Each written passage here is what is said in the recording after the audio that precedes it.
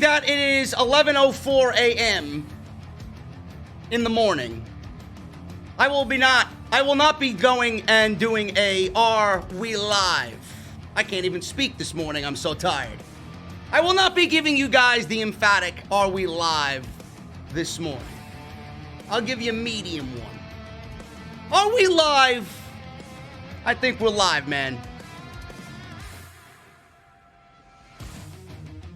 Undisputed Era. I don't know what's going on with the Undisputed Era. I don't know what's going on with Adam Cole. All I know is this Pat McAfee storyline reeks of main roster WWE. It's not for me.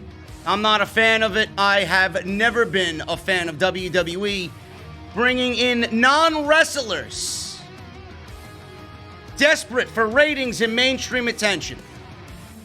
This is no different. I understand WWE is running a business. I understand people backing WWE's decision on this to run business. How they run business and how much money they make should be no concern to you.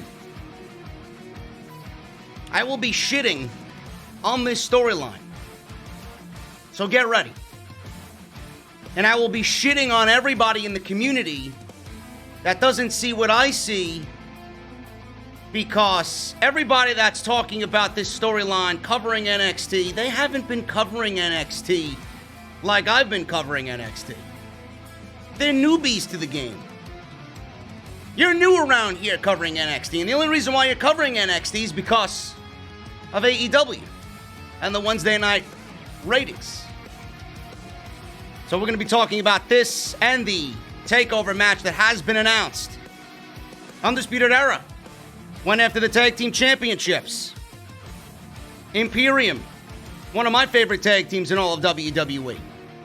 That was the main event tonight, or on NXT. Dakota Kai, Rhea Ripley, great match between those two.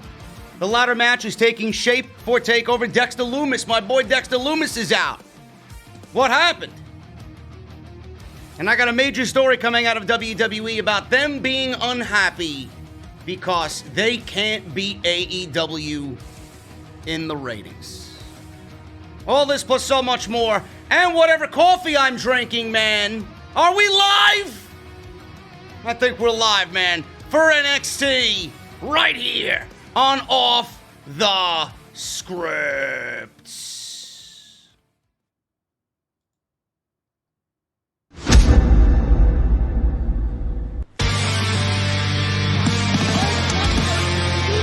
Delete this man.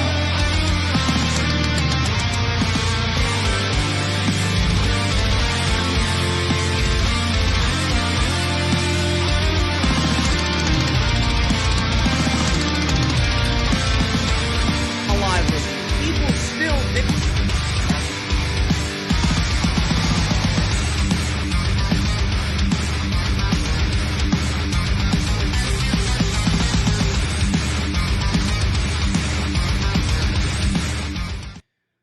What is going on, guys? Thank you so very much for joining me early this morning on Off the Script. This is new territory for me. I am still asleep, and usually I would be getting up. Not too late. I'd say about 10:30 is when I start to get out of my bed and roll out of bed. And here I am. I rolled out of bed at like 9:15, made myself one cup of coffee, which I've consumed already. And this is my second. And I'm still very tired, man. So this is very, very new to me, new territory. Going live at 11 a.m. for Off the Script covering your NXT. I wanted to cover NXT last night, but I just got so wrapped up in whatever I was doing here. I was prepping the show for today. I got a big day, big work day ahead of me. I'm going to be doing some off-the-script extras this weekend that I got to record. I want to make sure they're pretty and nice for you guys and sounding right. And then I recorded 2 hours of off-the-script, episode 338 yesterday. I think it ran about 2 hours and 4 minutes this weekend. And I believe I'm only doing one episode, which may be the first time ever because there legitimately is no news coming out of WWE at all. I covered pretty much everything everybody wanted and everything that everybody is talking about on today's show. So I'm telling you guys right now, man, Off the Script has been really hitting its stride. It's been hitting its stride for many years because I'm such a perfectionist. I am very detailed. I'm a very detailed person. So everything that I do, everything I say, I try and get it right. And I try and give you guys the best that I possibly can. But today's show, man, if you guys want my unadulterated opinion on whatever new news and information we got from Raw Underground, I cover the Marty Jannetty situation, him admitting that he murdered somebody, and all that story. I go into a deep dive of how Marty Jannetty became what he is today, and that's not a very good story. It's its own Dark Side of the Ring documentary waiting to happen. I'm telling you right now, the fall of Marty Jannetty, or the rise and fall of Marty Jannetty, was a short rise, and then all it did was go down, down, down, down. We document his career, the Rockers, what he did with Shawn Michaels, and what led to him being fired from the WWE 5 different times. From what I counted, 5 different times. Vince McMahon gave him chance after chance after chance. Even a situation where Sting, Steve Borden, and Shawn Michaels wanted to show him the way of God and the church, and he still fell and was defeated by his demons. And now we got the situation that we got right now where he's admitting murder on Facebook, and now he's under police investigation. It may lead to something. It may not lead to something because it happened in the early 1980s, late 1970s. Who knows? The police investigation, who knows what's going to come from that? And they got all these other priorities before that, but they've unleashed a new police investigation on the details and the story coming directly from Marty Jannetty. So we talk about that. And the new faction on Monday Night Raw called Retribution. They were originally supposed to be named Justice, which is eerily familiar to what The Shield used to do when Roman Reigns, Seth Rollins, and Dean Ambrose were comprised of The Shield. Justice. And then WWE changed it to Retribution.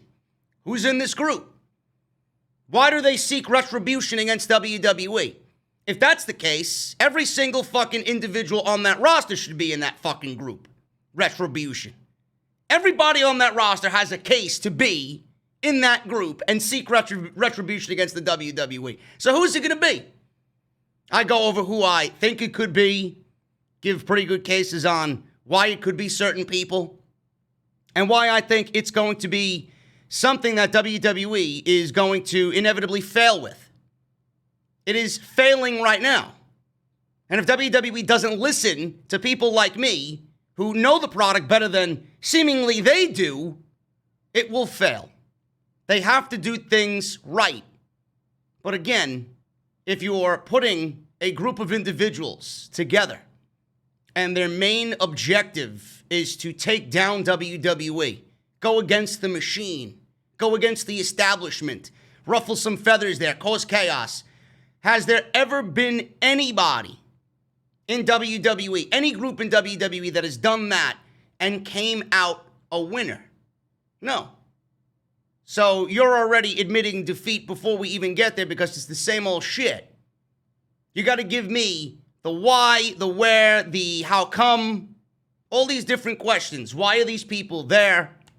What are they doing this for? What is their end goal? Etc., etc. Nexus failed. CM Punk failed. Everybody that went against the establishment failed. And this will be no different.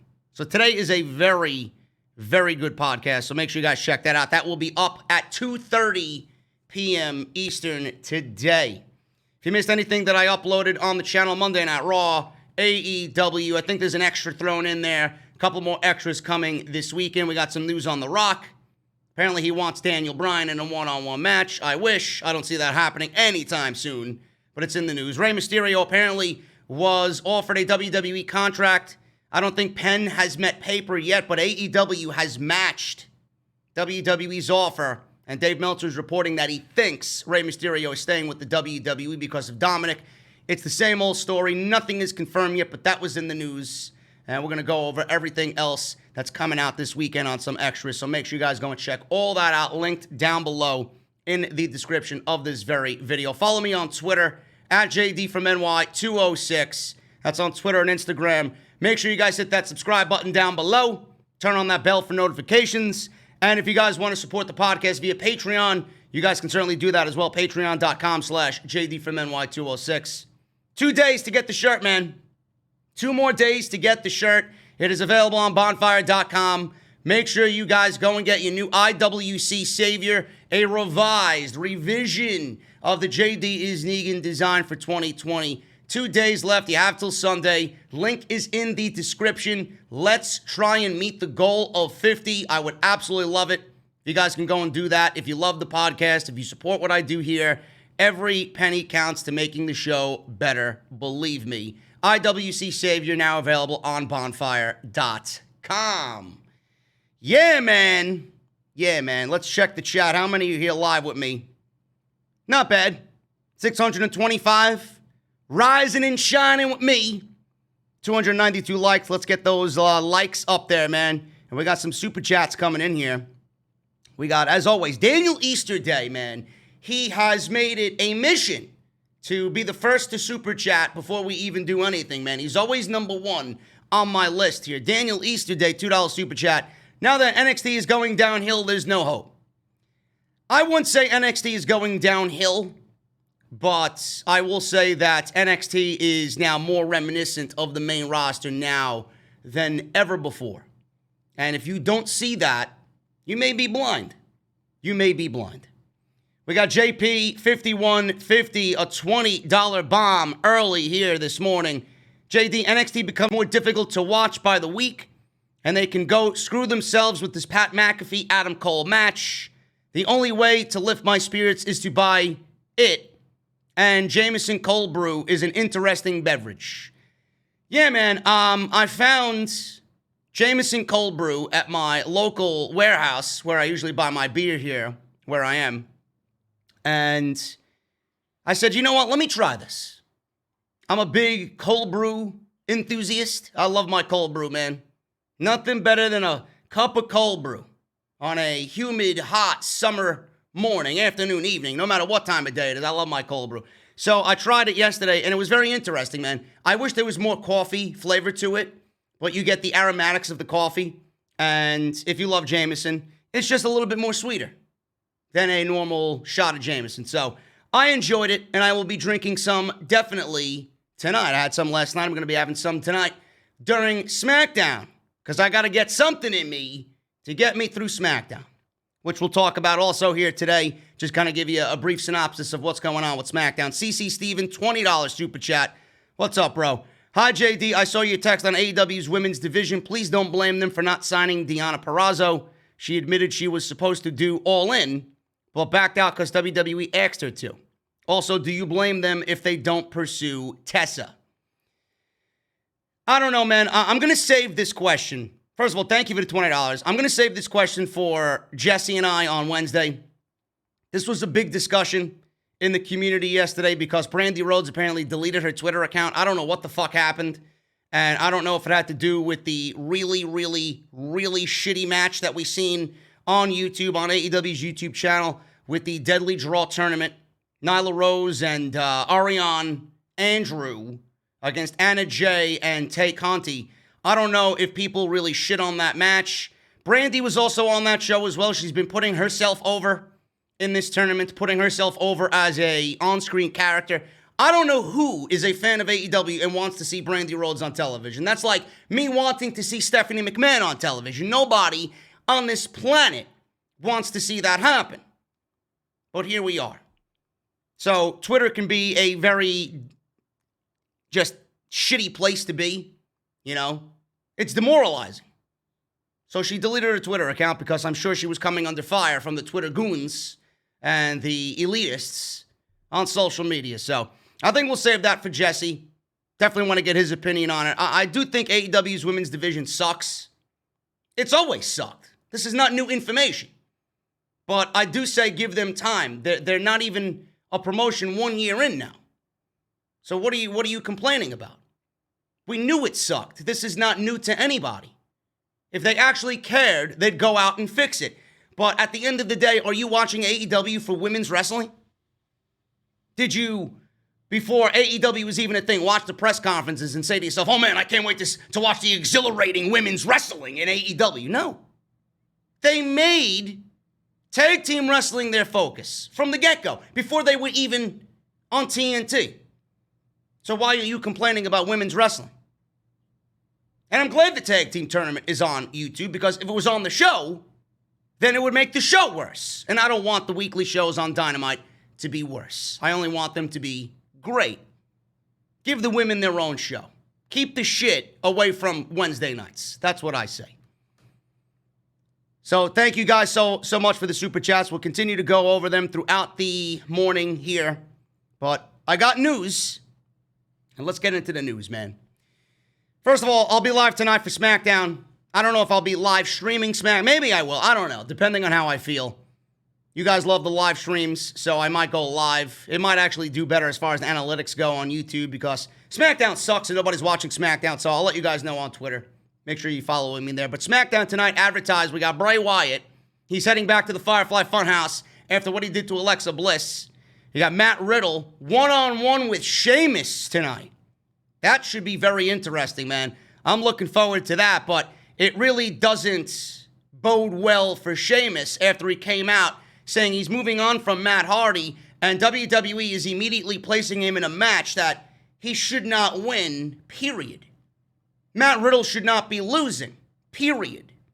So why would you have Sheamus come out there and kind of intimidate, quote unquote, I use that term very loosely, the rest of the roster, and make threats to the rest of the roster, yet you put him in a match with Matt Riddle, and unless it ends in a DQ, and Baron Corbin comes in and gives us a fuck finish where Matt Riddle loses, I don't think that's the right way to go. So Sheamus versus Matt Riddle tonight, that is going to be interesting. Two styles that I think will mesh very well. Jeff Hardy looks to continue redemption against Baron Corbin. He goes one-on-one with Baron Corbin. Why? I don't know. What the fuck does Baron Corbin have to do with Jeff Hardy? They're just there. They just exist. I could see this being an excuse by WWE. Well, we got nobody else on the roster, so we're going to give you Jeff Hardy versus Baron Corbin.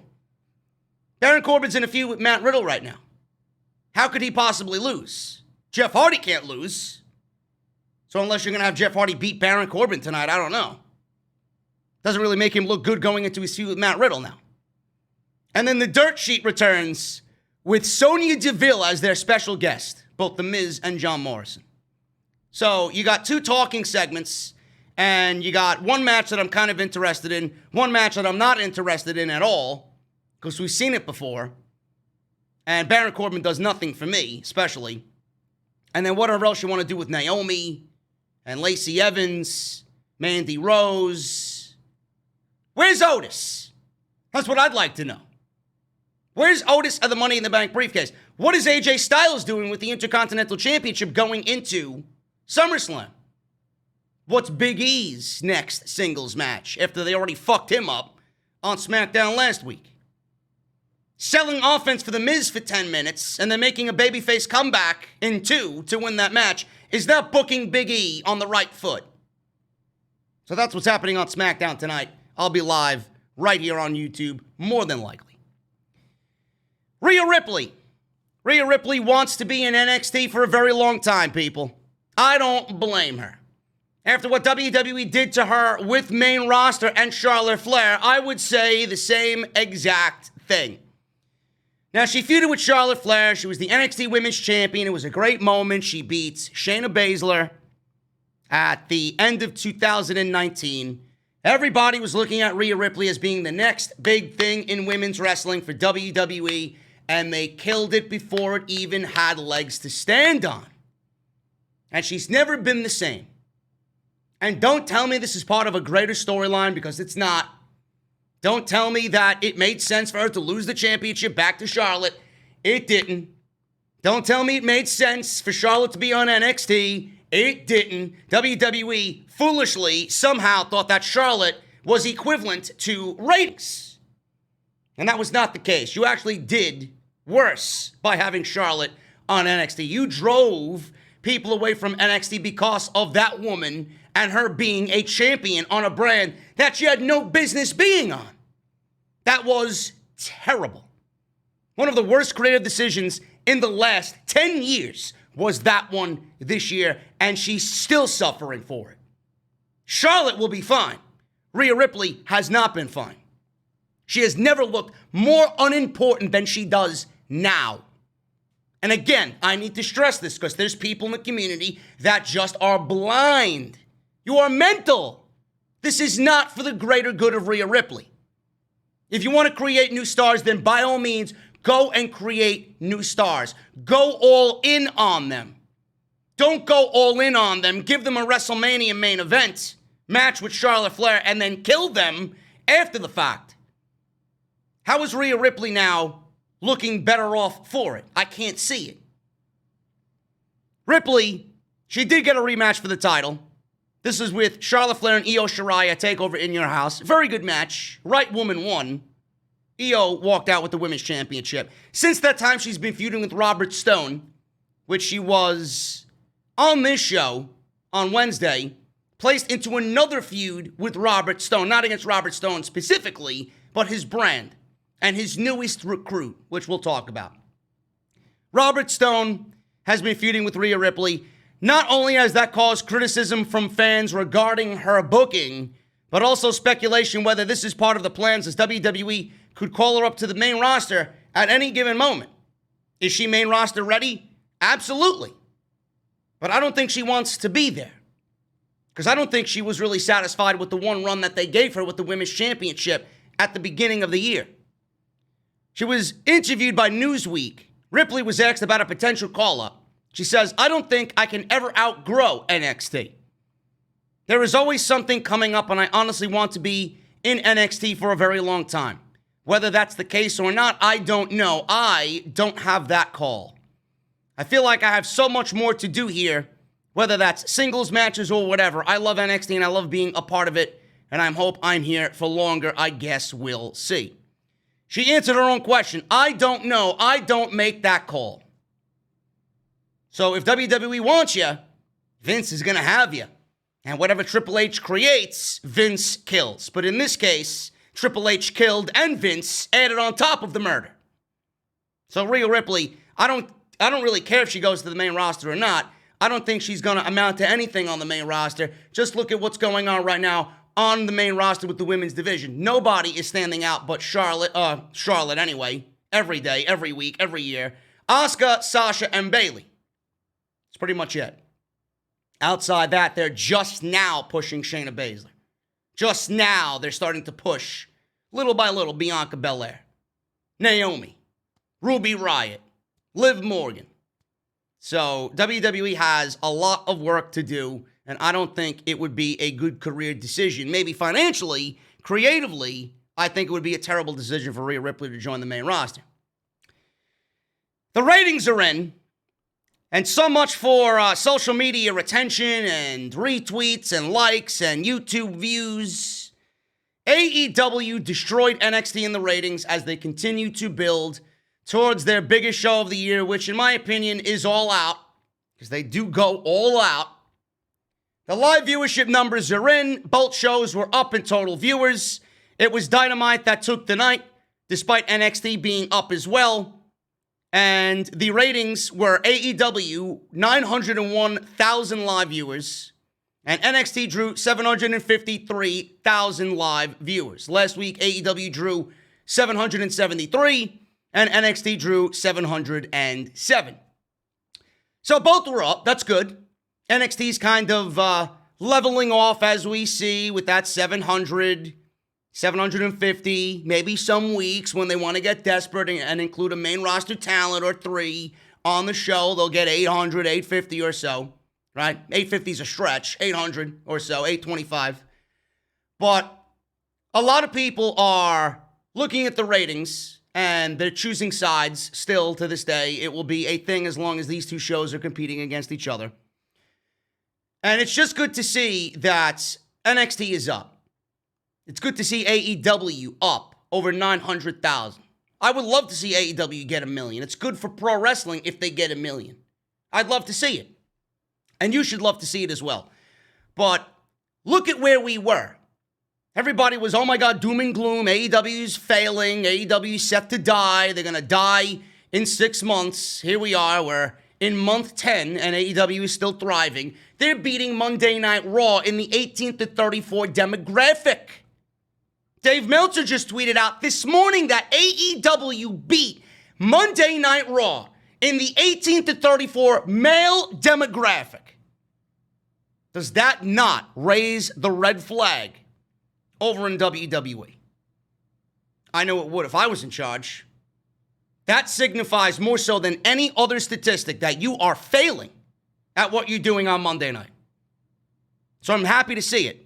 I'm really happy to see it. NXT was drawing what? 550, 600,000 viewers. They're up now, 753,000 viewers. And good for them. Good for them. More eyes should have been on NXT already. It didn't have to result in them going to Wednesday night. You only put them on Wednesday night because you wanted to take a chunk out of AEW's audience. They're only on Wednesday night because if AEW was on Wednesday night by themselves, they'd be doing the same number as Monday Night Raw. Or at least close to it. That's why NXT exists on Wednesday on USA. They don't give a fuck about growing NXT. Because if they did, we wouldn't see main roster talent. We wouldn't see Sasha and Charlotte and Bayley, Asuka, Becky, Seth Rollins during the Survivor Series. We wouldn't see NXT included in the Survivor Series this year. If you wanted to include NXT in the Survivor Series, you could have did it 3-4 years ago. But you didn't want to do that. Under the brand versus brand mentality. Now you want to include them last year for the first time in Survivor Series. Why? Oh, that's right. AEW's on Wednesday nights. We got a pay-per-view to build, so let's get main roster guys on NXT and build towards Survivor Series because all three of our brands are going to be integrated into that show. Bullshit. And then the check marks and the shills will have this little piece of information fly right over their head. They'll ignore it. They'll sweep it under the rug. Nobody wants to cause chaos by spreading the truth. This is what I do. I love teaching people a lesson that just refuse to learn. This is exactly why NXT is on USA Network. They're not there to grow the show. They're not there for the greater good of NXT. NXT doesn't need to mature into this worldwide global brand. NXT is only there to take a chunk out of AEW's audience. And I said this on the podcast later today, going up at 2:30. How does it look and how did it look for years when NXT was putting on top-tier shows every Wednesday night? The majority of Wednesday nights were must-see. At 1 hour, they were doing things right. They were building new stars. They were nurturing and caring for the people that they put on TV. Spots on TV were very hard to come by because the talent pool was so deep and the competition in that talent pool was so good. 5 takeovers per year, never overwhelmed the viewer. Every single build towards every single takeover was just as important as the last show that they did. Things were able to breathe. Every single takeover is must-see. Every single takeover was WrestleMania-esque. Every single takeover was the most important thing that they were doing all year. When you have a takeover rival Royal Rumble and rival WrestleMania on some weekends, how does that look to WWE? That looks like WWE is failing. And at that point, people were calling them a developmental brand. They were calling NXT a developmental brand. Think about that. How does it look to WWE if their developmental brand is doing everything that they should be doing better?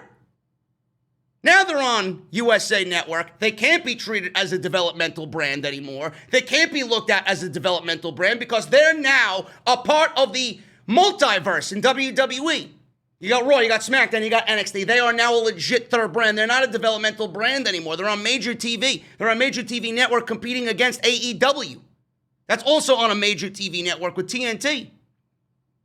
And why do you think NXT has now taken a hit as far as quality goes? The pandemic? Every show has taken a hit because of the pandemic. This stems a little bit deeper than the pandemic. NXT is not a developmental brand anymore. They are a legit third brand. And don't you find it to be funny It's not a coincidence that the quality in the show has dipped over the past couple of months, several months. So, for everybody that wants to sit there and tell me that NXT is the same, it's not. It's not. I don't know what the fuck you're watching, but I don't recall my NXT having Robert Stone puke inside the NXT arena at Full Sail University. I don't remember anybody puking on television. That reeks of Vince McMahon. I talked about this with Jesse today. He texted me right before I went live. We were talking about how NXT doesn't feel the same. He would know just as good as I do. I don't know why anybody would ever question me on my love and my passion for what NXT did. For years, I've been saying what the main roster has to do is be more like NXT in execution, in making everything feel important, the way that they build superstars. They need to do exactly what NXT is doing. Even go to the 5 or 6 pay-per-view a year model. Everything would be much better off for it because we're so overwhelmed with WWE content, we can't consume it all. And then people just say, you know what? Everything just feels the same anymore. Why do I got to watch this week? It's going to be the same as this week. I can miss 3 weeks and not miss anything. NXT back in the day, you missed 1 week, you missed 4 weeks worth of shit. I don't know why anybody would be telling me, oh, JD is wrong here. No, I'm not. NXT does not feel the same. How you can even say that makes you look like a fucking idiot in every sense of the word, man. Go back and watch a NXT show when Tommaso Ciampa was beating Aleister Black for the NXT Championship on WWE Network. Go back and watch the NXTs and the takeovers that Johnny Gargano and Tommaso Ciampa led 2 or 3 years ago. And you tell me that NXT is the same as this NXT. Are you fucking serious? You have to be mental. This NXT is more and more like the main roster every single week. It's not there, but you're seeing a little bit more of the main roster on NXT now than ever before. It's disgusting. I don't know how anybody could tell me that NXT now looks the same as it did then. It doesn't. You're pretty much playing a narrative and you're fitting into a narrative that you're writing, and you're the only one writing that. Triple H got demoted. He is in a lesser position per title. Then he laughed it off. Oh, people were reporting that I got demoted. All it is me now overseeing all of NXT operations. He's got no main roster influence whatsoever. At least before the demotion, Triple H might have had a say here and there in what happened on the main roster. If an NXT talent got called up to the main roster, Triple H would have a say in it. Now he doesn't have a say in anything that happens on the main roster. He's overseeing completely all of NXT's operations. That includes the PC, that includes NXT, NXT UK, and whatever else NXT does as far as Takeover in the future. But Triple H is pretty much in a situation where he took this demotion, and it's almost as if he has taken this demotion and it was Vince McMahon coming on in and telling him to do exactly what he needs to do. It's funny that he took the demotion, and now all of a sudden, we start to see NXT dip in quality week by week by week by week. In comes Vince McMahon. And we've started to see Vince McMahon influence on the main roster. Main roster talent showing up on NXT. You think that's a Triple H decision? No, that's a Vince McMahon decision. Vince McMahon's got AEW in the back of his mind. He doesn't know what to do. Triple H would never bring in main roster talents for a one-off match. Why would you do that? Why would Triple H do that? He never resorted to anything like that. NXT was always in its own bubble. And now you're bringing in Sasha Banks, Charlotte Flair, Asuka, this one, that one, Becky Lynch, Seth Rollins, AJ Styles, whatever the fuck you got going on, right? Haven't done it often, but when they do it, it just reeks of desperation. You think that's a Triple H move? You mean to tell me you're going to convince me that's a Triple H move? That's not a Triple H move. Triple H is about long-term storytelling. Every single NXT episode meant something.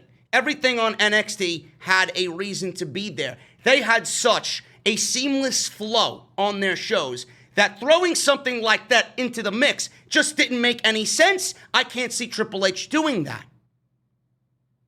So what are you doing when you do that? You're alienating your audience. You're driving the people like me to start now talking shit on NXT because it doesn't feel the same.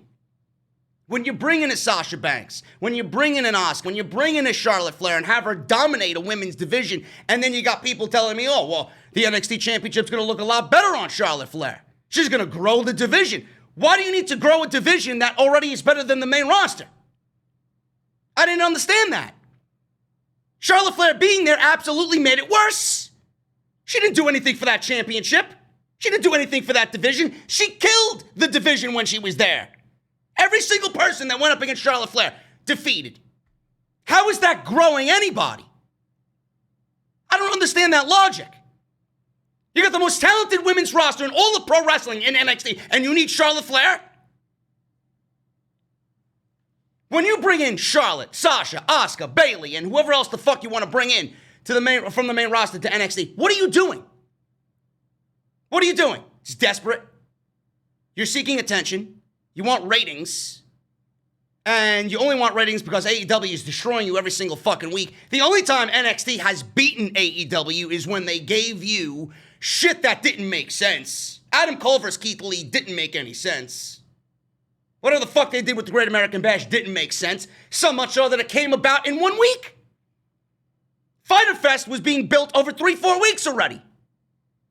And WWE just miraculously out of nowhere, out of thin air, hey, we'll give you the Great American Bash. Are you serious? When has NXT ever had to resort to that? The only time NXT has beaten AEW is when they put on shit like that in last-minute mode, desperation, or when they have a main roster talent join NXT. But like I said, let's deviate back. When you do that, you're alienating the core NXT fan. Yeah, I know you want to generate new eyes. Yeah, I know you want to generate new eyes on the product and you want to get people who might not be in tune with NXT to watch NXT. But bringing in main roster talent isn't doing it because the people that loved NXT for being NXT are going to look at you and say, you know what, you really aren't paying attention to me. All you're doing is paying attention to the people that aren't here yet that you want to attract. Meanwhile, I feel like NXT is not NXT anymore. So it's counterproductive. You may be looking to get new eyes, but you're also alienating the people that fell in love with the real NXT. The reason why NXT was so great and appealing to these people. You're driving them away. So what exactly are you doing? And I don't understand how someone like, these check marks and these shills are going to tell me in the community that, oh, you don't know anything. You don't know anything. Motherfucker, you weren't even covering NXT until this year, so shut your fucking mouth. Every time I opened my mouth and said, oh, WWE roster needs to adopt an idea here and there or be more like NXT, they need to have an NXT mentality, and you do that on a consistent basis, whether it's 2 years, 3 years, and you are good with it and consistent with it. I watch Monday Night Raw every single week, and I watch NXT every single week, and I tell you every time what they need to do.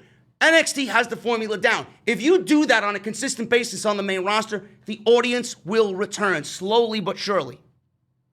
Because you're making the show more important.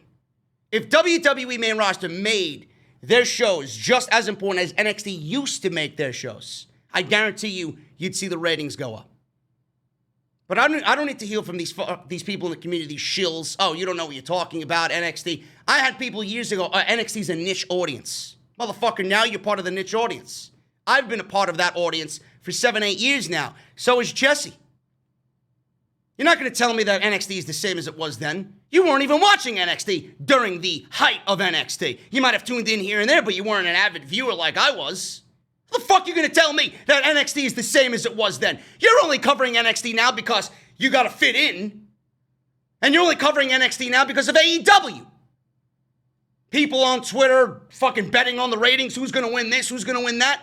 You people aren't for the good of the NXT product. You're not. You're only covering NXT because it's the cool thing to do now on Wednesday nights while you compare notes about AEW. Which show's better? Give me a fucking break. Pat McAfee on this show is not the right way to go about things. It's not. It fits into that alienation of the core NXT fan. I did some research on Pat McAfee today, not his football career, because I don't give a shit about his football career. He was a fucking punter. Who gives a shit? All-pro. He was an all-star, whatever the fucking case may be, with the Colts, right? I don't give a shit about Pat McAfee. I don't give a shit what he did outside of what he's doing now. That's then. This is quintessential Vince McMahon mentality. Vince McMahon booking 101. Pat McAfee did not have the Pat McAfee show when WWE invited him to NXT to do pre-show panels in 2018. Pat McAfee show wasn't born then. They brought him in because he was a all-pro in the NFL. He's a big WWE guy. He might have been training to be a pro wrestler. So be it. So be it. He's got a love for the product. He's a big WWE guy. Let's bring him on in. Let's do him a courtesy and bring him on in, put him on the panel. He acted like a fucking geek. But the reason why they brought him was because of his NFL background.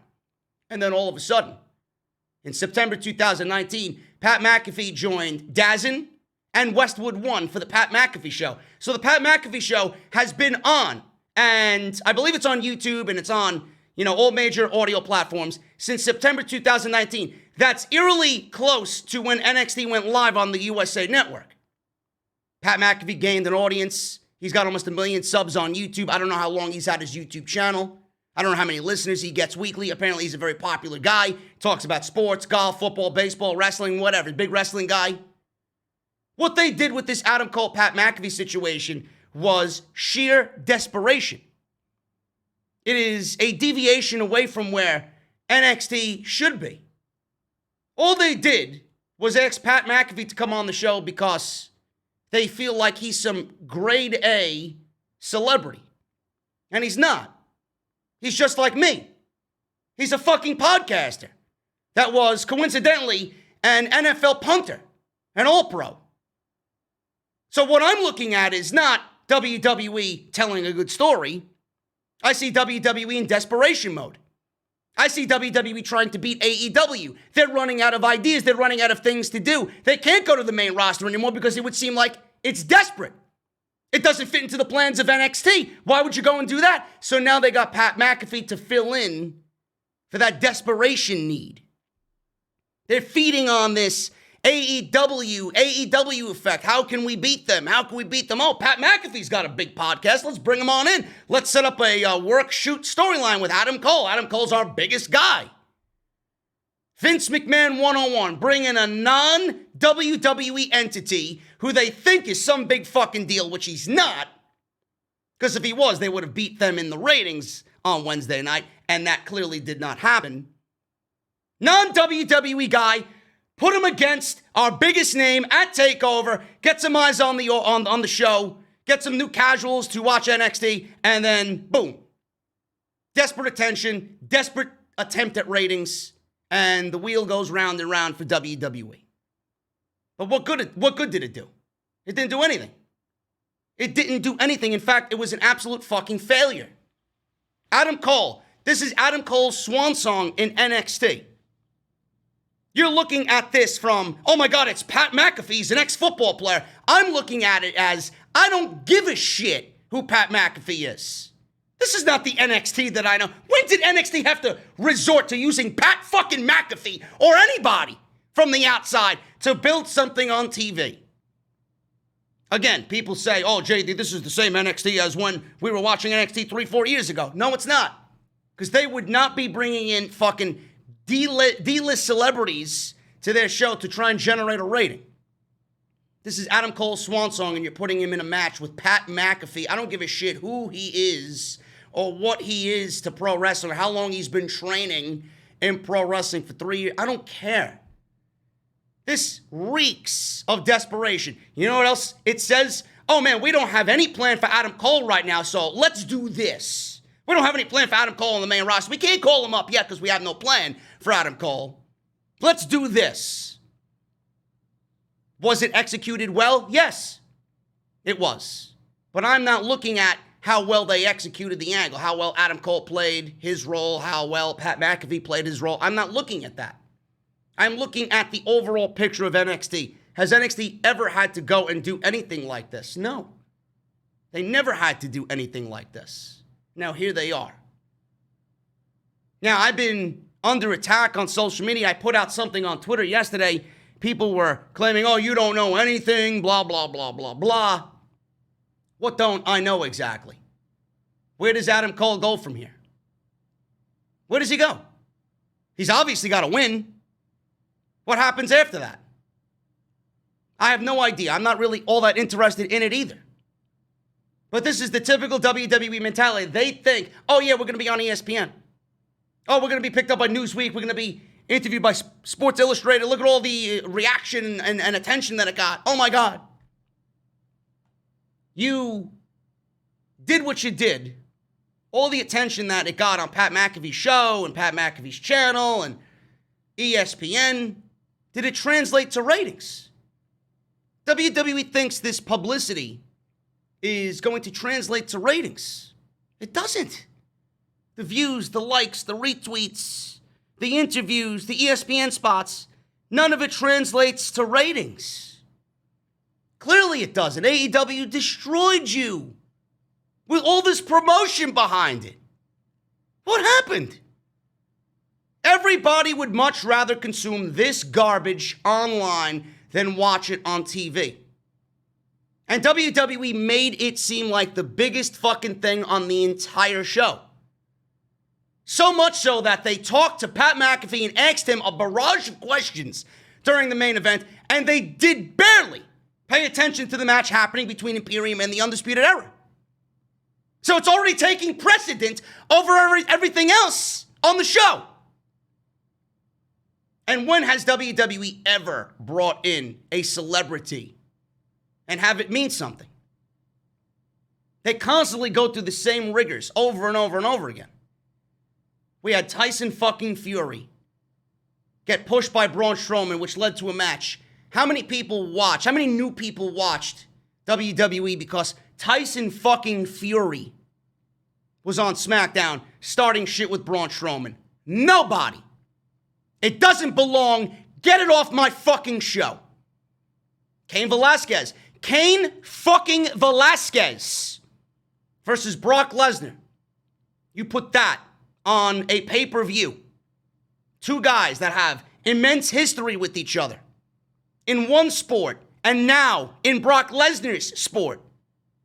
How many ratings did that bring in? In fact, you did more to drive people away with that shit because you're bringing in an outside entity that knows nothing about pro wrestling and you're putting him in the ring with your biggest superstar. What good did that do? Nothing. Nothing. Like I said, it drove people away in numbers. And it looked ridiculous. All WWE wanted was the ESPN fucking highlight. They got it. That's all it was worth. WWE actually wasted money, and they made nothing back on the investment of both Tyson Fury and Cain Velasquez. Then you bring in Rob Gronkowski. Rob Gronkowski was going to wrestle at SummerSlam.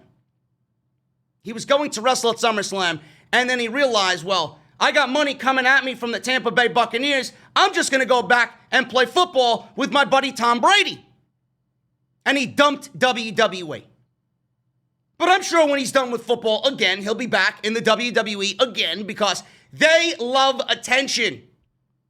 They love attention. They're like the high school whore who wants fucking attention. Every single day she's coming in wearing some skimpy fucking outfit to get all the football players to fucking gawk and look at her in the hallway. That's what WWE is. Rob Gronkowski on WWE TV. I was against that. I was against Fury. I was against Velasquez. It means nothing to WWE. You're alienating your audience. What business are they doing? Oh, they sell a couple more network subscriptions, right? Meanwhile, I'm looking at it as an avid fan, and you're driving the fucking avid fan away because all you do is cater to that audience, and you say, fuck the casual fan that's watching the show week to week. It's not a good business model. And then when they're on the show, they're acting like, oh my God, it's the biggest fucking deal, and they make that the biggest part of the fucking show.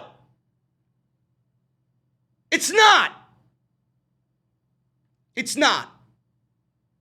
All it is WWE seeking mainstream attention. With this Pat McAfee situation, from what I see, it's nothing more than a paid advertisement for the Pat McAfee show.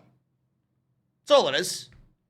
WWE is risking the integrity of NXT to promote the Pat McAfee show.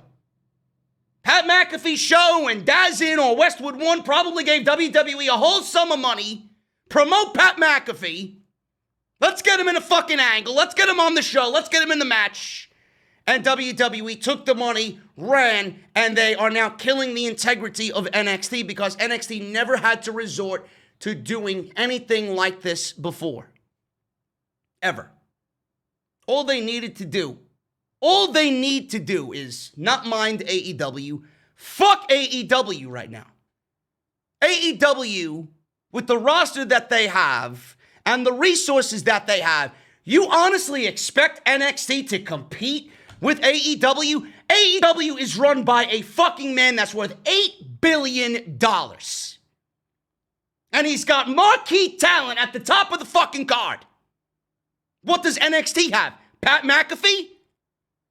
Doesn't that look like a desperation move? Just think about that scenario. Doesn't that look like we're going to go out and get Pat McAfee and use his audience, his podcast audience, to generate new eyes? How many of those new eyes that watch Pat McAfee are watching this shit and are going to remain here watching NXT? None. None. Just like everybody else you brought in the past, it did nothing. It absolutely drove people away. This is nothing more than a paid advertisement for Pat McAfee's show.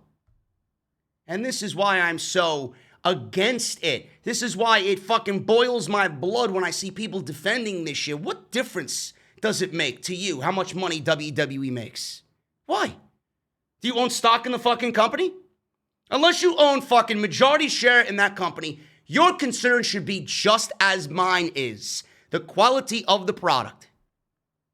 It makes me laugh that I have to hear from these fucking main roster people talking about my NXT, thinking that they know more about NXT or, this is what NXT needs to do. NXT, what they need to do is not worry about AEW, and they need to be consistent to their fucking core audience. Now they deviated away from that so much now that you're about to call up Adam Cole. Keith Lee's probably going to get called up inevitably. Who else is going to get called up? Who fucking knows? Who's going to be there? Who is your next in line? NXT hasn't even built up who the next in line is to take over for Adam Cole. They're worried about building Adam Cole with Pat McAfee. You deviated away from the core audience so much. All you need to do is pay attention to them. Grow the brand in the way that we all fell in love with. If you do that, if you kept the same mentality that we all fell in love with the last 3 or 4 years, on USA, people will come. You don't have to resort to this shit. Why would you go out there and ruin the integrity of NXT? Vince McMahon said so. Vince McMahon is upset that NXT can't beat AEW. We got to do whatever we can to beat AEW. Those are my thoughts on Pat McAfee. Those are my thoughts on that. I can't stand it. I really can't. There's a lot of unhappiness in WWE. Normally, there's a lot of unhappiness in WWE because they can't beat AEW in the ratings. Now, the Wrestling Observer newsletter reported nobody in WWE will say it publicly. Of course not. But there is a lot of unhappiness within the company about NXT losing in the ratings. NXT has lost the ratings battle on most weeks, and it's been pretty much them stacking shows, giving us almost super shows, takeover-like shows on Wednesday night, to barely beat AEW on the rare times they have won. Their losses in the ratings are the reason why they are using more writers, with 5 people writing the weekly shows. So WWE went out and hired more writers for NXT. They hired more. What was wrong with the other writers that were originally writing the fucking... What happened to the writers that were writing the show 3 or 4 years ago? They seem to have a cozy fucking job there. Where are they at? Why do you need to add more on top of what you got now? And who are they? Who are they? Did you bring in people who don't know anything about the product? Yeah, because that's exactly what NXT needs. More fresh ideas out of the box that are reminiscent of what a soap opera has, Monday Night Raw and SmackDown has, right? NXT should be worrying about the core wrestling audience. Some foreign fucking concept, y'all. Pro wrestling's never going to get over. If you do it correctly, it will. What was wrong with the NXT model? Intense, brutal, real, a focus on talent, unscripted promos, highlight packages, takeovers that mean something. Yes, because that was such a terrible model to follow. So they brought in new writers, 5 writers writing the show. Pat McAfee was brought in to get mainstream attention. Like I said, it's nothing more than a fucking personal paid advertisement for the Pat McAfee show. That's all it is. In hopes that they get eyes on the product because they don't know any better. Dynamite was ranked among the top 5 shows in key demos. Dynamite drew 901,000 and NXT did 753,000. WrestlingNews.co was told that there's been talk of bringing in some main roster Raw talent to NXT again. The NXT that we've come to know and love and cherish is dead, folks. Or at least it's on its way to dying. Again, nothing I said here can be misconstrued. I don't want people thinking that I hate NXT. Oh, here's a WWE, anti-fucking WWE guy. Motherfucker, I've been enjoying NXT for 7 years, but I know when there's a difference. I know when I see something change. It's like me going to my favorite restaurant, and I've ordered the same fucking thing for 7 years. When I go that one day, when I go that one time and sit down, and I know the dish that I have eaten for 7 years doesn't taste the same, and I ask why doesn't this taste the same or have the same quality as I've had for the last 7 years? And they tell me, oh, the chef that was previously here, he has moved on to another establishment. We got a new chef. And he's integrating his own recipes. That's when I start complaining. You need to make this right. Go call the other fucking chef and get his recipes and make my fucking dish the way that it's supposed to be made.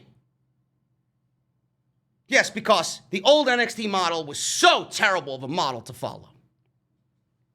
Main roster stars to NXT will kill the fucking product. All you will do is drive the existing NXT audience away. We don't want to see that on NXT. We want to see the natural progression of talent. I don't want to see a Sasha Banks versus Io Shirai on a random Wednesday night just for ratings. It's a one-off match with no story behind it. None. No matter how hard they try, the minuscule fucking portion of that was story. The rest of it was just, oh, let's put these two in a dream match on Wednesday to beat AEW. That's all it was.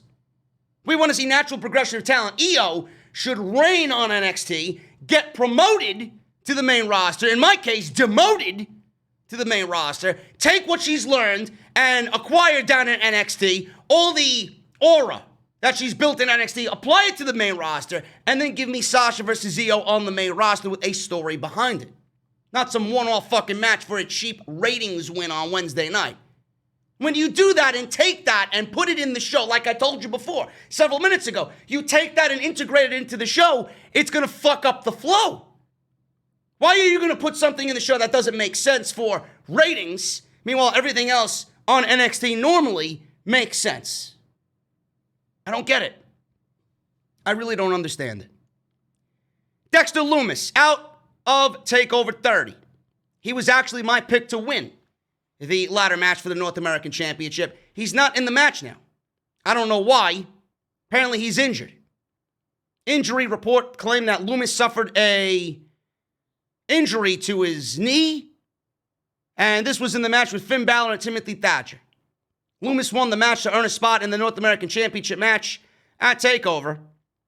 WWE says Lumis' ankle injury has raised questions about his status for TakeOver. He's out. He's out. So what we got is now Lumis out. I'm watching NXT on Wednesday. I watched it yesterday, actually, but on Wednesday, and I see Damien Priest, and I see Bronson Reed.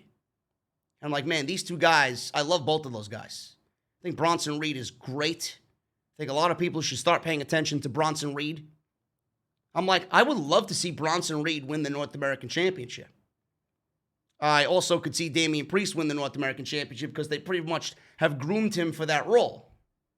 So it's going to be very interesting to see. Now, what WWE is doing to replace Loomis is the others that have lost in these triple threat matches. There's going to be 2 separate one-on-one matches, and the winners of those matches, will claim the final 2 spots of the ladder match at Takeover. So right now, Takeover is looking like this. Bronson Reed, Dexter Loomis out. It's going to be Bronson Reed and Damien Priest. And then the 2 others, I believe there's another triple threat match that's happening next week. I don't know who it's with. I think it's Cameron Grimes, Kushida, and a mystery opponent. I don't know who that mystery opponent is. But the final 2 spots will be a determination of the losers so far in these triple threat matches. So it could be Johnny Gargano. It could be Finn Balor. It could be Timothy Thatcher. And it could be, I think, Ridge Holland is going to be another one of those guys who everybody's talking about after Wednesday. He looked great, did Ridge Holland. WWE signed Leon Ruff. If you guys know Leon Ruff from Evolve, they assigned him to the NXT brand, so he is the newest signee over from Evolve.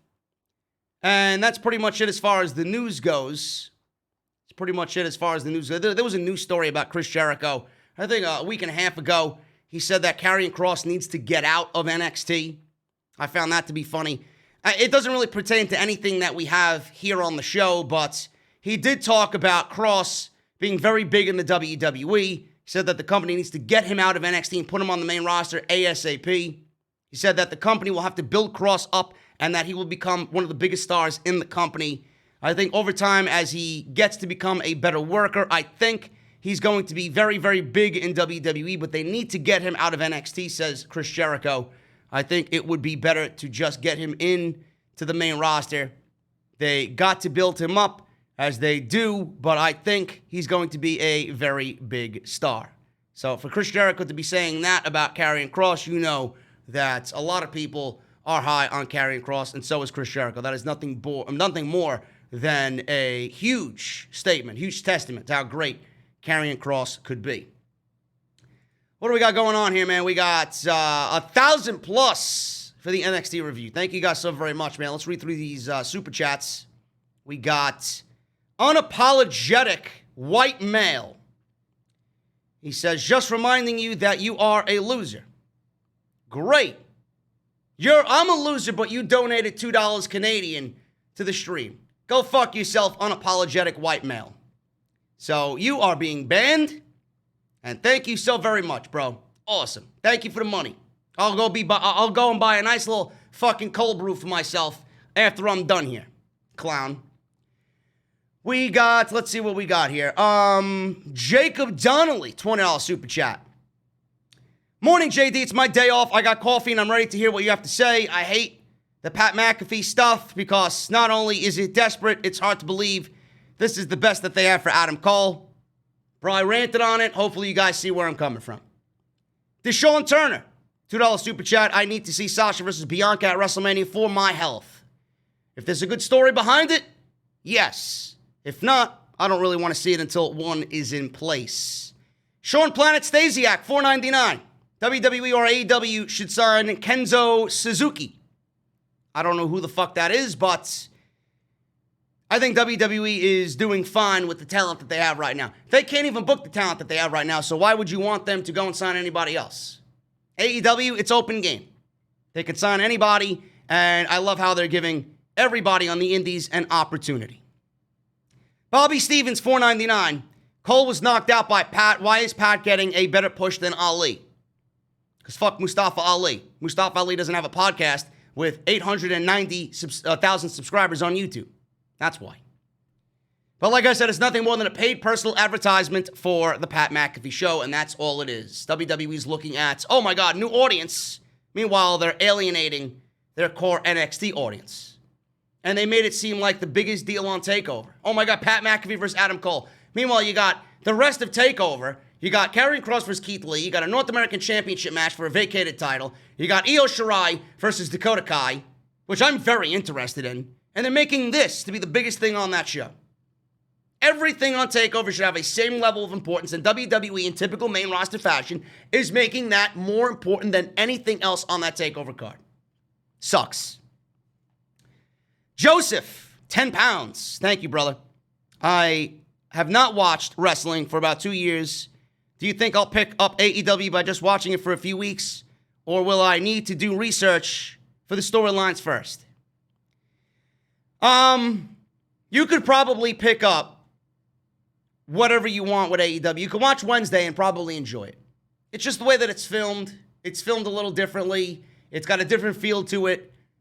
If you were a fan of Jim Ross, he's on commentary. If you're a fan of Tony Schiavone from WCW, he's on commentary. I think you'll enjoy it. The wrestling aspect of it, you will enjoy it. And it's more like NXT used to be. Storylines matter. Things have been made into just a consistent flow on the show. So I really think you would like it. So I would recommend you go and watch Wednesday's Dynamite and then get back to me because I'll be live with Jesse on Wednesday to talk about it. Prodigy RKO $10 super chat showing some love to you on this early Friday morning. JD, how do you see the TakeOver 30 matches happening? Also, do you see getting into the ladder match for the North American Championship? Bro, I have no idea. The way that WWE's been doing it with the ladder match, I would not have any established guys in that match. I would have, obviously there's Bronson Reed. Obviously there's Damien Priest. I would have Kushida win. I just feel like he's been wasted. I would have Kushida in that ladder match. I would do Ridge Holland. And I don't know who the other one, I don't know if it's Lorcan or if it's Thatcher. But I'd put Thatcher because he's been pushed on NXT television. So we'll see what happens with that. But I would make it all fresh, new talent that's not gotten an opportunity yet for a major championship. Balor has had an opportunity. Gargano has had many an opportunity. But what do you do with those guys at TakeOver? You're going to leave a TakeOver card without a Johnny Gargano and a Finn Balor? It's kind of ridiculous to even think about. So I would keep it with all new people, all fresh people. Matt Eagle, $9.99.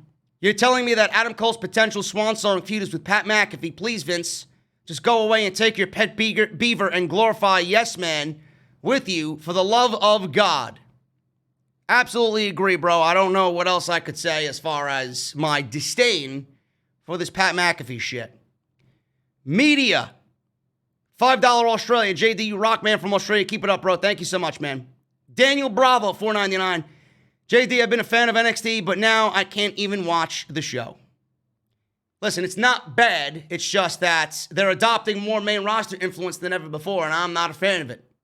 I'm not a fan of it. Nobody's going to tell me otherwise that the show feels the same as it did 3 or 4 years ago. It's not the case. All right, guys, let's go over this card. Dakota Kai versus Rhea Ripley to become the #1 contender for the NXT Women's Championship. This match was excellent. This was an excellent match between two women that could absolutely go. Dakota Kai continues to prove every single week why she's one of the best female workers in all of the WWE. This was 15 minutes of just great back and forth shit. So we go to commercial break. Kai is in control. She used the drop toe hold to send Ripley into the turnbuckle. Kai was working on Ripley, getting that heel heat. Kai hit some running kicks, but Ripley kicked out of a cover. Ripley went on to make a comeback after the commercial break. She fired up, started to make that babyface comeback. She planted Kai with a face buster for a 2 count. Kai would fight back as they traded strikes. Ripley hit a flapjack for another 2 count. Ripley with a pump handle. Went for the riptide, but Kai countered to spike her with a DDT, which looked great. Ripley managed to kick out. Ripley went for her prism trap submission hold, but Kai was able to escape. Ripley blocked an attempted superplex. She knocked Kai off the apron. Kai fell back into the ring when suddenly Mercedes Martinez runs into the match and boots Ripley right in the face off the top turnbuckle. Kai capitalized to deliver the go-to kick, and Kai covered Ripley for the pinfall. Mercedes Martinez attacked Ripley again after the bell, and Martinez executed an air raid crash after the match on Rhea Ripley. Ripley then ended up with a bloody nose in the post-match attack from Mercedes Martinez. So, I'm looking at this, and I'm saying to myself, man, this was a great match. It gets Rhea Ripley away from a situation where she loses clean. And it continues the storyline with Robert Stone that I'm not a fan of, but the fact that Robert Stone added Mercedes Martinez into this stable, and Robert Stone is still pissed about how Rhea Ripley treated him, and now he's got the muscle to back him up to go against Rhea Ripley, where he and Aaliyah don't have to get involved. I'm liking, wow, that's NXT. That's an NXT angle. It makes sense. You got the heel who's upset that he was embarrassed, goes out and gets the muscle. The muscle goes up against Rhea Ripley. But it really doesn't bode well for Rhea Ripley because Mercedes Martinez just debuted. She's in this new faction with Robert Stone and Aaliyah. So in the end of it all, if you're building towards a match between those two, Mercedes Martinez can't lose. So how does that make Rhea Ripley continue to look? It makes her continue to look like a loser. So it doesn't really bode well for Rhea Ripley, but it bodes well for Mercedes Martinez because she's going to get a big victory over a former NXT Women's Champion from just the logic standpoint of it. So I like it. I think this makes sense. It was nicely well-rounded into a storyline, and it makes sense. So I'm all for it. We go on from that to Bronson Reed versus Shane Thorne. Shane Thorne is very good. I don't know how you guys feel about Shane Thorne, but he was on the main roster with Brendan Vink in a tag team, and I believe MVP was trying to enlist them. WWE had no plans for Shane Thorne on the main roster, but I'm hearing, and I heard it on multiple occasions, that Vince McMahon is a big fan of Shane Thorne's ex-partner, Brendan Vink. So we'll see what happens with that. Thorne is very good at what he does, man. He continues to really shine in these quick squash matches. He's got a really good moveset. He's very athletic. He's got a great look. But Bronson Reed wins here because obviously he is in the North American ladder match at TakeOver, so he needs to continue that momentum into that ladder match. Reed and Thorne had a very good 5-minute match, really impactful.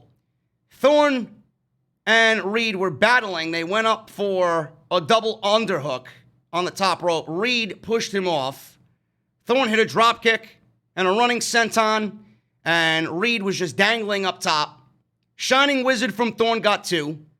Thorne then wanted a submission move, but Reed wrenched away at him, hit a press slam. Senton by Reed got a 2. Nobody wants to get it by a senton by Bronson Reed. Thorne hit a super kick and a lariat, but Reed wouldn't go down. Rights and lefts, again, wouldn't take Reed down. Thorne ran the ropes right into an inside-out clothesline, turned them inside out, almost took his head off. Death Valley Driver, and the big frog splash, which I think Bronson Reed is the best frog splash in the business right now, squashed Shane Thorne like a bug, and that was it. Thorne looked good. Bronson Reed continues to look good to a point where I think he would look as North American champion right. So I would like to see him win the North American Championship, but I do think it's going to go to Damien Priest. Breezango. They were shown walking into Full Sail University, and then Legado del Fantasma pulled up and beat them down. They tossed Fandango in the back of their SUV. Tyler Breeze was beaten down. He tried to give chase, but they sped away quickly. We go from that to Mackenzie Mitchell and Robert Stone. So nobody made a big deal about Fandango being kidnapped on NXT. Nobody. Not one fucking mention of Fandango getting kidnapped by 3 luchadors and the SUV speeding off. Not one mention. Typical main roster garbage. Breezango, I thought they made their way back down to NXT to look good. I don't think Breezango has looked good at all. In fact, I don't think they look good at all. I think on the main roster back in 2016 was when they looked better than they do now on NXT. How can one team make their way back down to NXT and somehow not be better than what they were on the main roster? I don't really understand that. They're just there taking up roster space and you're not using them to their full potential. And then the fact that Fandango got kidnapped, you don't really follow up on that. Why? Not one word from Tom Phillips, not one word from Beth Phoenix, not one word from Mauro Ranallo. Nothing about somebody being legitimately kidnapped on your show. Stupid. Robert Stone, Aaliyah, and Mercedes Martinez were interviewed. Stone said that Rhea Ripley may be done with the Robert Stone brand, but he is not done with her. Stone left, and Martinez is ready to beat down Rhea Ripley. Damien Priest versus Oney Lorcan versus Ridge Holland. This was a triple threat match. Winner of this would advance to the ladder match at TakeOver. I think everybody was keeping an eye on Ridge Holland. A lot of people are now claiming that Ridge Holland could be the next big thing in WWE just based on how he looks. So, I watched, and he looks good, and he looks the part. He's got a great entrance. It's just very simple. He looks like a badass. Some people are comparing him to the next Brock Lesnar, which I don't think there will ever be a next Brock Lesnar. You're pretty much setting the tone for him very high already, and I don't really see that. But he looks great. He's got the look down, no question. Now we got to see him on a fairly consistent basis and what he can do in the ring. If he can match the look within ring, then I think we got a winner on our hands. So it's nice to see somebody get a big push on WWE TV, someone new, someone fresh. It's always good to see somebody new. They're going to need new people because a lot of these people right now that you're seeing on this show may be demoted to the main roster sooner rather than later. So they're going to need new talent to lead the charge on NXT. Damien Priest wins here in 10 minutes. This was good. You know, Oney Lorcan and Damien Priest, they're very good at what they do. Ridge Holland looked good. And the only thing about this match was you kind of knew Oney Lorcan was not going to be in the ladder match. Because if Timothy Thatcher wasn't in there, then Lorcan wasn't going to be in there. And they're probably going to continue feuding with each other. Ridge Holland is new. You're not going to give him a big win like this over a guy like Damien Priest that's been pushing towards that North American Championship. So out of all the triple threat matches we've seen so far, Jesse says check wrestle votes. I will in a second. Out of all the guys in this match, with Damien Priest especially claiming that he wants the North American Championship, the outcome was kind of predictable in this sense. Priest was always the favorite to win this match, and they've been building him for that North American Championship after Keith Lee vacated the championship. So, predictable, good, and out of all the triple threat matches that we've seen so far, this was, to me, the weakest of all the triple threat matches that we've seen leading into TakeOver. But the right guy won. Damien Priest wins and advances to TakeOver 30 for the North American Championship. Let me check Wrestle Votes. Jesse says, what do we got here? Let's see. If my shit loads. They say 6 minutes ago, WWE's new plan to restart live programming beginning with SmackDown prior to SummerSlam, continuing throughout the weekend with the pay-per-view and into Raw. Fans are still to be determined. One location for all, not certain on exact location yet. NXT TakeOver will still take place in Orlando. So I don't know what that means. I really don't know what that means. Dave Meltzer talked about SummerSlam being in Atlantic City, New Jersey. Could WWE be running out of New Jersey? I don't know. All I know is that Vince McMahon wants SummerSlam away from Orlando. He wants it outside the Performance Center. So this is just adding on top of all the other innuendo and all the other rumor that we've seen as far as SummerSlam goes. So I will definitely keep you guys posted on anything regarding SummerSlam and where it may or may not be going into August 23rd. Keith Lee versus Cameron Grimes. This was pretty self-explanatory here. Keith Lee was not losing. Keith Lee wins in 12 minutes. This was Keith Lee's very good, as always, you guys know. Cameron Grimes is very good at what he does, but he hasn't been getting off on a winning streak as of late. So we got Lee catching Grimes with a crossbody. Grimes would catch Lee with a one-man Spanish fly. That looked great on Keith Lee, especially. Grimes went in for the cave-in. Lee blocked it. Lee chopped down Grimes, nailed him with some short-arm clotheslines. He was hulking up.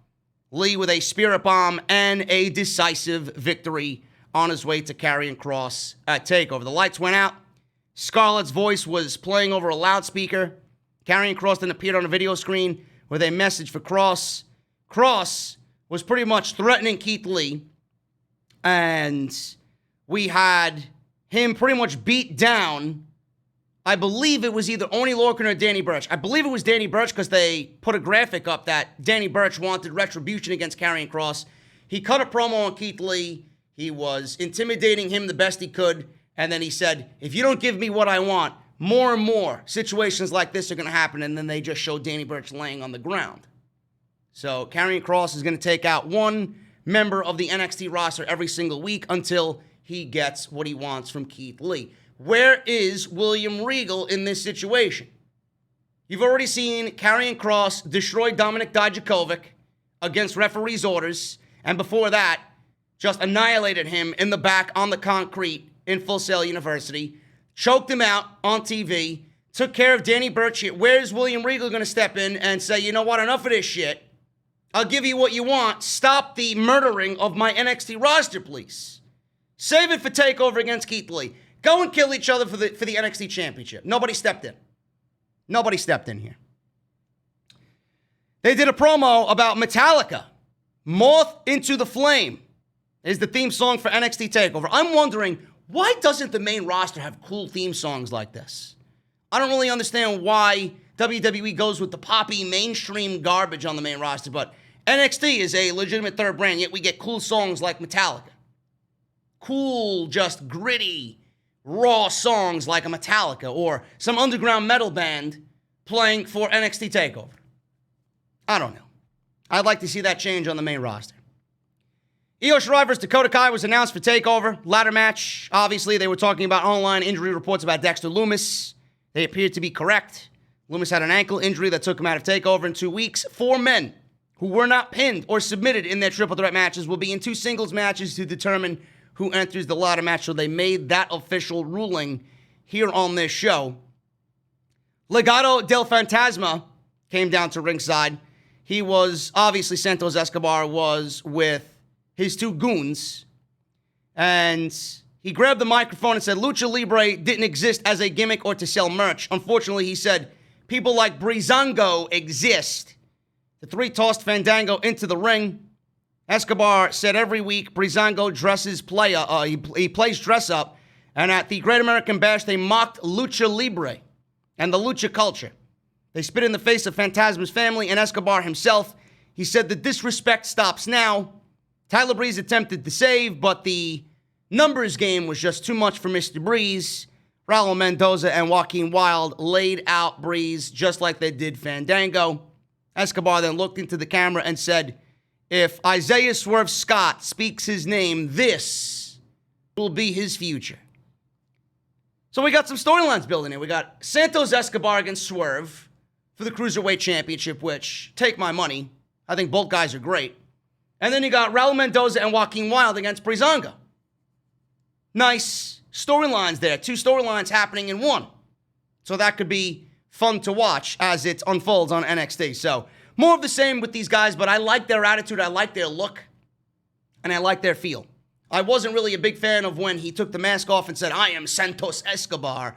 But he's obviously doing it right. I love the gimmick. I love the direction. I love the goal that they have in mind as a group. And I'm very interested to see where it goes. You could have a lot of fun with that group, really kind of making this new era of Lucha Libre into their own. You could really have fun with that. Very interested to see where it goes. Damien Priest caught up with Bronson Reed on the outside. He added that it sucks Dexter Lumis is injured. Bronson Reed showed up in the background, wished Damien Priest well. I'll see you at TakeOver. Priest said it wasn't at TakeOver going to be a fluke like you got into the match. I'm going to be winning the title at TakeOver. Reed said, listen, I'll show you what a fluke was. And Reed offered a one-time match between him and Damien Priest for next week on NXT. Should be good. I don't know who wins here, but if WWE and the mentality of WWE is, this is obviously a good opportunity for the eventual winner of the ladder match to take a loss here. So whoever wins this match is not winning the ladder match. That's just the way I see it. Tegan Nox versus Indy Hartwell. This one went 3 minutes. Tegan Nox wins. We got Tegan Nox winning with a cannonball. That was pretty much it. Indy ran the corner into Nox's feet. Nox hit a dropkick and put the boots to Indy in the corner. Cannonball by Nox, Shiniest Wizard, and that was it. Tegan Nox wins. And then, obviously in the main event, Undisputed Era, Kyle O'Reilly and Bobby Fish versus Imperium, Fabian Aichner and Marcel Bartel, NXT Championship match. I could not I could not even pay attention to what was going on in the match because they made the Pat McAfee situation such a big deal. All they did was just go back and forth on Pat McAfee on commentary. Adam Cole comes over, stops the match midway through the match to address Pat McAfee. Adam Cole's out by ringside. Pat McAfee's on commentary. He's calling Adam Cole this and that. He's kind of taken back the apology that they had, right? He's taken back the apology, and Adam Cole hears him on commentary. Adam Cole went over to Pat McAfee and said, listen, I'm 20 feet away from you, and I can hear everything you're saying. I thought we buried the hatchet.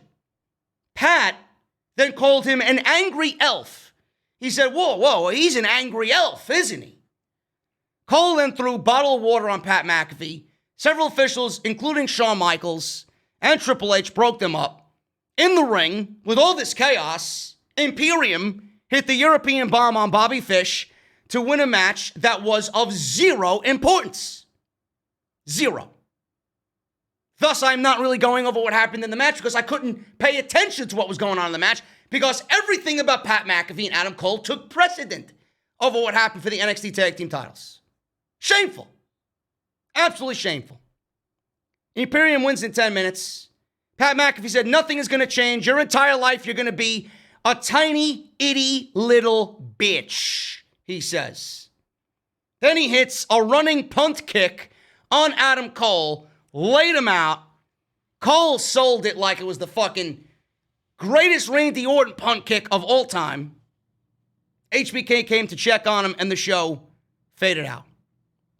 So, it was executed well. But the fact that you made this more important than the NXT Tag Team titles, come on, bro. And this is exactly what I'm talking about. This, if it's like this on NXT for the Tag Team fucking titles, what do you think it's going to be at TakeOver? You're going to hear all about this, and everything else on that show is going to be in the background. NXT Championship going to be in the background. Tag Team Championship going to be in the background. Women's Championship, North American Championship in the background. It's all going to be about Pat McAfee and Adam Cole because ratings. Because desperate to gain mainstream attention for NXT so that we have a chance to beat AEW. Come on. And that was NXT.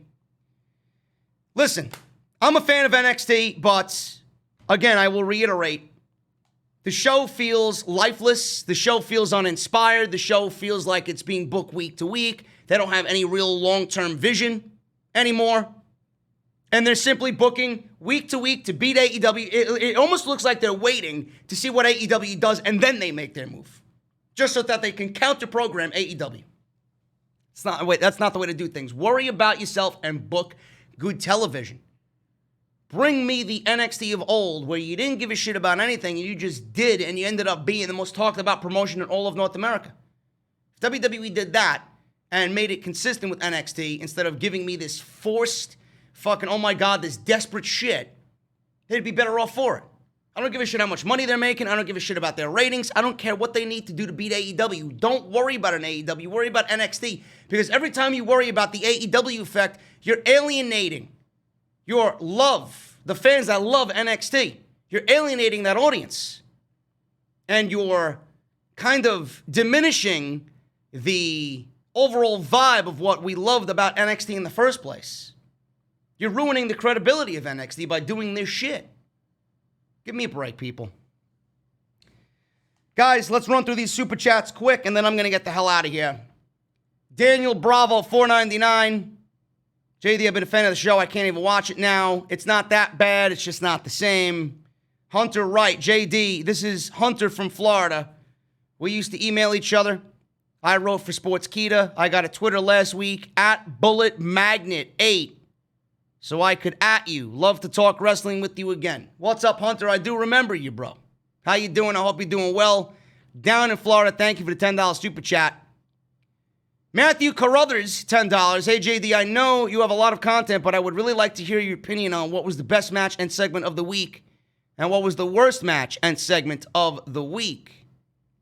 Between AEW and NXT, I can tell you right now, best match of the week was probably... Let's see, I would say Dakota Kai versus Rhea Ripley. It's either that or Jon Moxley versus Darby Allin.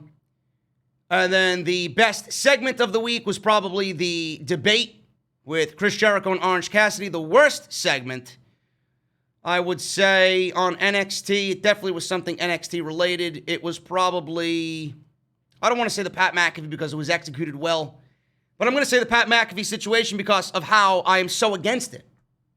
So I'm going to say the worst segment of the week was the Pat McAfee Adam Cole segment because I don't agree with it. I really don't agree with it. Quintendo, what's up, brother? What's up, JD? I want to give you a shout out on Off the Script and Off the Script fans. I love your AEW review as always. And the fact that they got 900K viewers makes me proud. Damn right, man. Hopefully they creep closer and closer to that 1 million. We got, who is this? Spiral 7 Show. 5 pounds. JD, will you ever bring back the old shirts? I really liked and wanted the original JD as Negan, but was tight on budget. Cheers from Europe. I don't even know if I have that design anymore. I'd have to look. I don't even know if that's on the website anymore. It was on Barbershop Window. I think Barbershop Window closed down. That's why I'm trying to get new t-shirts and a new line of t-shirts out there, man. If you didn't get the t-shirts, it's something that may never come back, you know? True Wrestling Fan, 199 JD. Who do you prefer, Sasha or Io overall? I prefer Sasha overall. God rest the Undisputed Era, says Spiral again with another 5 pounds. When they get to the main roster, do you think they will stay with WWE when their contracts expire? Well, according to sources, they have re-upped their contract, so they ain't going anywhere anytime soon. We got, who else we got here, man? There's a lot of super chats here. Elite Takeover PS4. I'm scared for the call down to the main roster for Adam Cole. If McAfee is what they have for Cole after his NXT title reign at TakeOver 30. Again, I don't know what's going to happen. Adam Cole more than likely will win, but the fact that that is his last hurrah in NXT doesn't really make much sense to me. And again, I can't really agree with it because it's everything that WWE does for ratings, and it's desperate, and it's just a Vince McMahon booking mechanism that I don't agree with. Kevin Wedderburn, $5. WWE are overhyped, and they've overhyped themselves to a new low. I think after what I just ranted on, I do agree with you, man. CC Steve, another $10. JD, everything you said about NXT is spot on, and don't worry, TNT is getting hip to WWE. Not only did they reschedule 3 Dynamite shows, but in 2 weeks, we are getting 2 episodes of Dynamite in the same week. Oh, yeah, I went over that on the Dynamite live stream on Wednesday. I gave everybody the updated schedule for Dynamite because the next couple of weeks, there will not be any Wednesday night competition for NXT. So it's going to be interesting. We got, let's see. Draven's Corner. $2. It was deleted by Hoot Media. Okay. So another clown. Thank you for the $2 Canadian, bro. So now you, an unapologetic white male, are giving me enough to buy a large cold brew at Dunkin' Donuts. Good on you guys. JD, what's up? Do you think WWE's turning out like WCW 2000, says JDG Status? Yeah, I do. I did not watch WCW, but I heard the horrors coming out of the time frame of WCW around that time.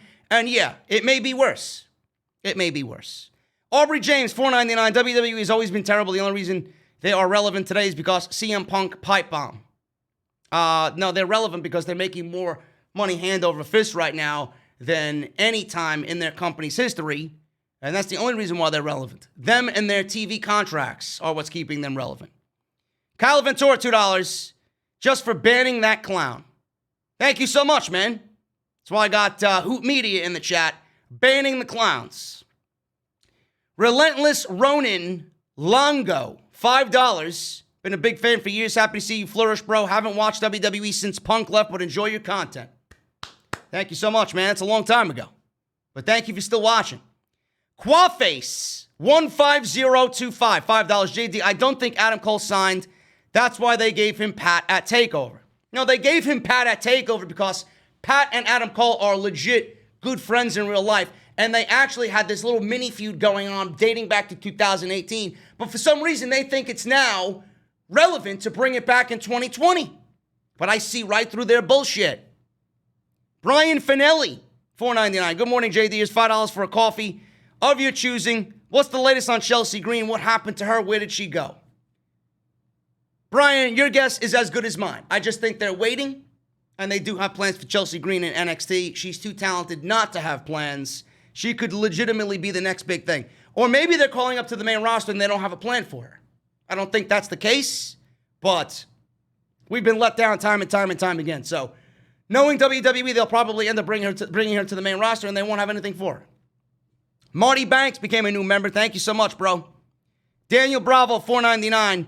I agree that NXT isn't bad. They just don't feel the same as back in the day. That is why I've been watching AEW since they debuted. I'm glad I'm not the only one who feels that, man. Thank you so much. AJ King, 20 pounds. Coming from the UK, we were all worried how Adam Cole was going to be treated on the main roster, but now he is already getting the main roster treatment in NXT. Greetings from Germany. Appreciate what you are doing. Death Metal Victory. Thank you, AJ. Really appreciate it. And Magician Sapphire, $10 super chat. Keep up the great work, as always, JD. Thank you guys so very much, man. I'm about to get out of here. I got a whole cup of coffee just sitting at me, staring at me, so I got to finish this, and I will get you guys ready for Off the Script. 2:30, go and watch Off the Script. It'll be live today on YouTube. It's already uploaded. Good to go. It's going to be a banger of an episode, man. Let me get my theme music so we get the hell out of here, man. Again, I appreciate you guys. Hit that thumbs up, man. We had over 1,000 in the chat. I would love if you guys can hit that thumbs up and get it towards 1,000 likes. I would really appreciate that. Follow me on social media at JD from NY206. That's on Twitter and Instagram. Hit that subscribe button down below. Turn on the bell for all notifications. If you missed anything on the channel that I've uploaded previously, go and check it out. And I will see you guys for Off the Script, episode 338, 2:30. And I'll see you guys tonight for SmackDown.